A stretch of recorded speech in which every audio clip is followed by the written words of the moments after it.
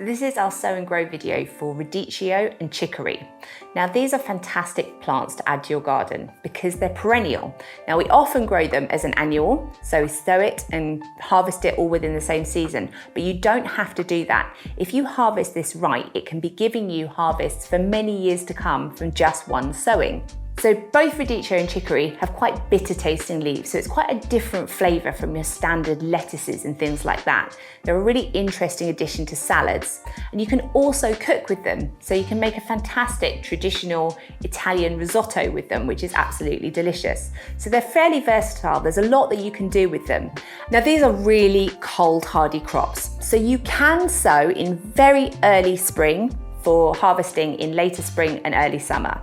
But they really come into their own if you sow them in mid-summer to late summer for harvesting in autumn and through winter. And that's because these plants react to the cold. So in summer, they'll all be green. But as the weather turns colder, there's a reaction that happens in the leaves and it starts to bring out the colours. And the colours of these plants are really intense, from deepest purple, nearly black, to pink speckled, to striped. We've got ones that are even delicate pink and look like roses. So they're a really beautiful leaf that is definitely at its best in winter. So the seed is quite small, so you've got two different ways you can approach it. You can use the pricking out method, where you densely sow a small pot and then when you've got seedlings, separate them out into a module tray. And we've got a separate video that describes that method if you want to understand how that works. But what I tend to do is use a module tray and sow just a few to each module and then thin it out. So take your module tray and fill it up with compost. Once you've filled it up, put it on a flat surface and give it a pat to get rid of any air pockets in there. That's better than pressing it down to make sure that you don't compact the soil. Then what we want to do is make a little depression in each module. This is not a seed that needs to be sown terribly deeply, so it's just a little dip to put the seed in and then cover it. Both Radicchio and Chicory seed is quite small, so you probably find it difficult to individually manipulate those seeds. So what you're looking for is a very small pinch of seeds and to try and get just 2 or 3 seeds into each depression. You will probably find you get a few more than that.